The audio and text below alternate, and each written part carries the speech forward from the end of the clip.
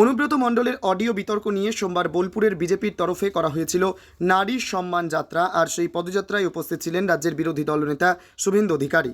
সেই পদযাত্রা শেষে বোলপুর চৌরাস্তা মোড়ে পথসভা থেকে বক্তব্য রাখতে গিয়ে শুভেন্দু অনুব্রত ও কাজল শেখের বিরুদ্ধে একাধিক অভিযোগ তুলে বিভিন্ন মন্তব্য করেন। এবার শুভেন্দু অধিকারীর মন্তব্যের পাল্টা বক্তব্য দিলেন বীরভূম জেলা পরিষদের সভাধিপতি কাজল শেখ।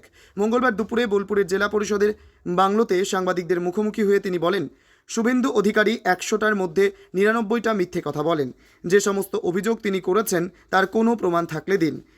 উনি বলেছেন, আমি যেতাম ওনার কাছে, হ্যাঁ যেতাম, কিন্তু তখন তিনি হাওয়াই চটির তলায় ছিলেন। সেখান থেকেই বিভিন্ন মন্ত্রিত্ব ও পদ নিয়েছেন তিনি। আমার পরিবার সম্পর্কে বলেছেন, আমার ওপর বহুবার আক্রমণ হয়েছে, প্রাণে মারার চেষ্টা করা হয়েছে, তাই আমার পরিবার আমার সাথে থাকে। শুভেন্দু অধিকারী আমার পরিবারকে আমার থেকে আলাদা করতে চাইছেন। উনি বীরভূম সম্পর্কে কিছু জানেন না। জেলা পরিষদের টেন্ডার সমস্ত ডিজিটালি হয়। এদিন জেলা পরিষদে এসে দেখে যান কিভাবে কি হয়। কাজল শেখ এদিন শুভেন্দু অধিকারীর মন্তব্যকে কেন্দ্র করে এমনই অভিযোগ তুললেন, জানিয়ে ফের বিতর্ক সৃষ্টি হয়েছে রাজনৈতিক মহলে। কর্মচারী গ্রুপ ডি, তৃণমূলের র্যাঙ্ক অ্যান্ড ফাইলে কাজলের র্যাঙ্ক হচ্ছে গ্রুপ ডি কর্মচারী। আমি ওর মালিককে হারিয়েছি। ও ভাইপোকে মাসে 10 কোটি করে টাকা দিচ্ছে, এখান থেকে তুলছে 25 কোটি। 10 কোটি করে টাকা দিচ্ছে, তাই ভাইপোর বলে বলিয়ান। কাজলকে যখন অনুব্রত গুঁতো দিত, কাজল কোলাঘাটে থার্মেল পাহাড়ের গেস্ট হাউসে না আমার পা ধরে বসে থাকতো। কাকে কি বলছো? ওকে আর শাহনওয়াজকে গর্তে ঢুকিয়ে দিয়েছিল অনুব্রত। ও কোলাঘাটে থার্মেল পাহাড়ে আমি অফিস করতাম, ওখানে গিয়ে আমার পা ধরে বসে থাকতো। জিজ্ঞেস করবে ওকে। করতে হবে। এমনি আমি তো বলেছি 100টার মধ্যে 99টা মিথ্যা কথা বলেছেন। 99টা মিথ্যা কথা আমি তথ্য দিয়েছি আপনাদেরকে। আর যেটা সত্য বলেছেন আমি সেটা স্বীকার করেছি। কারণ আমি ইসলাম ধর্মে বিশ্বাসী, মুসলিম ঘরে জন্ম নিয়েছি। আমি সত্য কথা বলতে ভালোবাসি, সত্য কথা বলি। আমি মমতা বন্দ্যোপাধ্যায়কে মা মনে করেছি। মমতা বন্দ্যোপাধ্যায় আমার মা ছিল, আছে, থাকবে। মমতা বন্দ্যোপাধ্যায় সৈনিক, আমি সৈনিক হয়েছিলাম, আছি, থাকবো। আমি কোনো দুর্নীতির সঙ্গে যুক্ত ছিলাম না, এখনো থাকি না, ভবিষ্যৎ থাকবো না। আমি দলটা করি, এটা আমার নেশা, আমার পেশা নয়। উনি পেশা হিসেবে নিয়েছিলেন, তাই ওনাকে ওয়াশিং মেশিনে গিয়ে ঢুকতে হয়েছে। আমি ঢুকবো না। আর আমাকে ইডি সিবিআই ভয় দেখে লাভ হবে না। আর ফোন যখন চাইবে আপনাকে সামনে বলছি, আমি আমার ফোনটা তখনই আমি দিয়ে দেবো, আমি দিতে প্রস্তুত আছি। কিন্তু উনি সিবিআই ইডি ছাড়া আর কি কিছু বোঝেন না।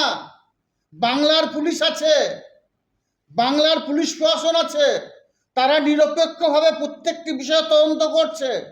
এই বিষয়ে তদন্ত হোক, আমিও চাই তদন্ত হোক। উনি যে মিথ্যা কথা বলছেন তার জন্য আমি আগেই বলেছি কোর্টে দেখা হবে। কিন্তু হঠাৎ উনি সিবিআই কোর্ট থেকে নিয়ে চলে এলেন। সিবিআই ভয় দেখিয়ে, ইডির ভয় দেখিয়ে কাজল শেখকে আপনি পিছু হটাতে পারবেন না। কাজল শেখ ইডি সিবিআইকে ভয় পায় না। আমি বলেছি উনি একটা সূত্র দিয়ে গেছেন, সিবিআই কাজল শেখকে ইডি সিবিআই ভয় দেখে লাভ হবে না। আমি মমতা বন্দ্যোপাধ্যায়, অভিষেক বন্দ্যোপাধ্যায় সৈনিক। আমি হিন্দু, মুসলমান, শিখ, খ্রিস্টান, ইসাই সমস্ত সম্প্রদায়ের মানুষের উন্নয়নের স্বার্থে বীরভূম জেলা পরিষদের 19টা পঞ্চায়েত সমিতিকে এক নজরে দেখি এবং সমস্ত ব্লকের উন্নয়নের স্বার্থে সদা সর্বদা নিজেকে নিয়োজিত রাখার চেষ্টা করি। সেটাই আমি করে যাচ্ছি, সেটাই আমি করে যাব। সে প্রশ্নটা ওনাকেই করা উচিত। লেখাটা আপনিও দেখেছেন, নিশ্চয়ই আপনিও দেখেছেন। উনি পড়ছেন, নামগুলো দেখে দেখে বলছেন। তার মানে ওনাকে বলানো হচ্ছে, কেউ ওনাকে বলাচ্ছে। কে বলাচ্ছে, কি জন্য বলাচ্ছে, তার ইন্টারেস্ট কি, ও বিষয়ে মন্তব্য করতে যাব না। কিন্তু 2026 নির্বাচনে শুভেন্দুবাবু বীরভূম জেলার 11টা বিধানসভায় 11টাতে জোড়া ফুল ফুটবে। মমতা বন্দ্যোপাধ্যায়, অভিষেক বন্দ্যোপাধ্যায়, মমতা প্রার্থীরা জিতবে। কোনো বিধানসভাতে একটা ফুল ফুটবে না, ভোট বাক্স খুলবেন তো আপনি শুধু সর্ষের ফুল দেখতে পাবেন। কথাটা মিলিয়ে নেবেন। তারা সংঘবদ্ধভাবে একত্রিতভাবে কাঁধে কাঁধ মিলিয়ে মমতা বন্দ্যোপাধ্যায়, অভিষেক বন্দ্যোপাধ্যায় যাকে নমিনেশন দেবে, যাকে প্রার্থী করবে তার হয়ে লড়াই করবে। দিনের শেষে এই কথাটা ভালো করে শুনে রাখুন, কথাটা মিলিয়ে নেবেন। বীরভূম জেলায় 11টা যে বিধানসভা আছে, 11টা বিধানসভাতে জোড়া ফুল ফুটবে। মমতা বন্দ্যোপাধ্যায়, অভিষেক বন্দ্যোপাধ্যায় মমতা প্রার্থীরা জিতবে, আর বিজেপিকে নাচ। বোলপুর থেকে শুভদীপ গুইয়ের রিপোর্ট, ক্রাইম প্রেস বেঙ্গল নিউজ। তোমার আমার সকলেরই একটাই পছন্দ, মাদার্স চয়েস। ঘরে সুগন্ধি ভাত, প্রতিদিনের রান্নায় নিখুঁত স্বাদ, চাই উন্নত মানের চাল। তাহলে আর দেরি কেন? আজই যোগাযোগ করুন ধনরাজ অ্যাগ্রো ইন্ডাস্ট্রিজ প্রাইভেট লিমিটেডে। আমরা আনি আপনার টেবিলে খাঁটি ও মানসম্মত চাল মাদার্স চয়েস নামে।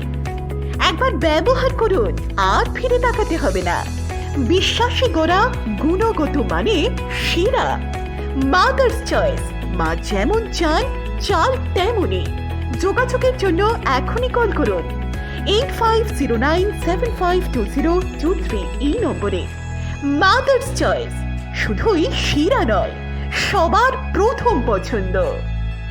সুস্বাস্থ্য একটি মানুষের জীবনের মূল্যবান সম্পদ, কিন্তু সেই সুস্বাস্থ্যর জন্য চাই সুচিকিৎসা ও নির্ভুল পদ্ধতিতে স্বাস্থ্য পরীক্ষা। ভাবছেন ভেজালের যুগের নির্ভুল আর বিশ্বাসযোগ্য স্বাস্থ্য পরীক্ষা কোথায় পাবেন? চিন্তা নেই, নির্ভুল পদ্ধতিতে স্বাস্থ্য পরীক্ষার সেরা ঠিকানা এখন খুবই কাছে। হ্যাঁ, ঠিকই শুনছেন, আপনার খুবই কাছে রয়েছে মায়া ডায়াগনস্টিক সেন্টার। এলাকার সর্ববৃহৎ ডায়াগনস্টিক সেন্টার মানেই মায়া ডায়াগনস্টিক সেন্টার। উন্নত মানের মেশিনের সাহায্যে বিশ্বস্ত মানের পদ্ধতিতে স্বাস্থ্য পরীক্ষার সেরা ঠিকানা মায়া ডায়াগনস্টিক সেন্টার।